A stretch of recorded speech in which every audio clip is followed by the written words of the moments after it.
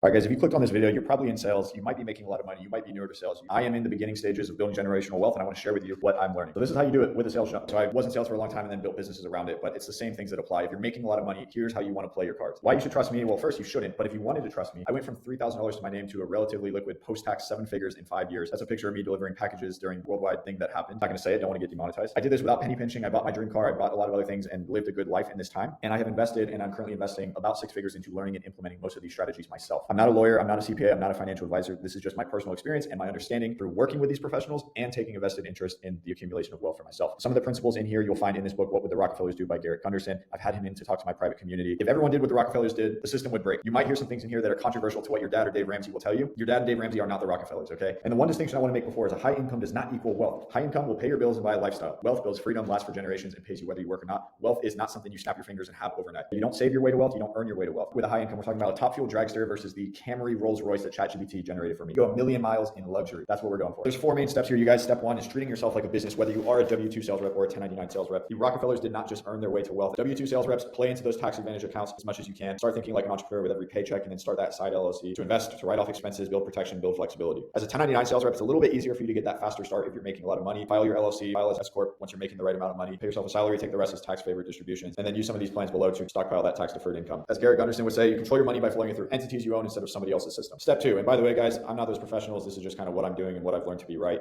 Before you invest, you protect, because if you build this big nest egg and then it gets knocked down to zero, that sucks. You got to start over. So we want to protect. We want to set up separate bank accounts for everything. When money gets mixed together, you open yourself up to vulnerability. It's not good, and it's just harder to manage. Don't mix the money together. Separate accounts for everything, and then as needed, layer in protection tools. So if you're 1099 or you're a business owner, you want probably some insurance, right? If you need insurance early on, term life is not a bad option. I have not done that personally. You can even go as far as implementing trust to control the wealth early on, which I've implemented myself, and then LLCs to shield basic investments and business from personal risk. This is mandatory. If you're in any real estate, if you're a professional, you want LLCs to protect yourself, your personal assets. You want to increase your income as much as you can while taking advantage of the tax code. It was literally written for people like you and I who are earning a high income. As Gunderson would say down here, asset protection is about legacy, not paranoia. If you don't protect your wealth, someone else will find a way to get it from you. Step 3, grow wealth through cash flow, not gambling. The Rockefellers did not build wealth through 401ks, okay? They did a lot of other things, but some of these in addition to those other things. You want to invest in things that you can control or influence. Whole life insurance, super controversial amongst the normal crowd. I've had it. I plan on maxing out what I can put in there every single year. If you don't know about whole life insurance, go look it up. Just don't get sold a policy that's more favorable for the salesperson than it is for you. Cash value, infinite banking, and a death benefit as a cherry on top. Real estate, everyone knows about real estate. Get into it. As a W-2 employee, those Airbnbs are going to be your best friend for those tax incentives. Private lending and dividend paying stocks. Dividend stocks, pretty basic stuff, but you're not going to get rich off those dividend paying stocks, or at least the dividends themselves. In private lending, it's a good opportunity if you have some money sitting. And then yourself, the number one thing to invest back into is yourself. If you're good at something, you can outperform pretty much any investment if you just try hard enough at it. I know that's very motivational or whatever, but it's true. Your best investment is in yourself. The rich don't accumulate to retire. They cash flow to stay free. And step 4, last but not least, you want to build legacy beyond net worth. So the Rockefellers didn't just make a lot of money and then just keep a lot of money. It's because they passed down the things that would keep the money in their possession, like value systems and control. Set up a family trust to pass on the wealth with a purpose. Again, using the life insurance as a private family bank. Fund it while you can, borrow against it tax-free, buy real estate with it, pass it on income tax-free, create a family vision and make sure everybody's on board, and then work with a team of professionals. Again, guys, I'm not a professional. Let's just pretend I know absolutely nothing. The professionals that I've worked with have gotten me twice, if not 3 times as far as I would have gotten on my own in this short amount of time that I've been working with them. You're not building wealth for retirement. You're building a system that helps your family thrive for 100+ years. Now, that's pretty much how you're going to do that. But if you're in a position where you're looking for a new sales job, you're making a lot of money, but you don't love your sales job, you want to go remote, you want to do 1099 stuff to take advantage of the tax advantage stuff so you can grow wealth faster. I run a paid community. We focus on 1099 remote sales jobs. Last month, we posted 353 open roles. Get these inbound to you, work from home, make the money that you want, whether you have sales experience or not. This is where guys are doing that. If you're interested in checking that out, go to the first link in the description, and thank you for watching this video.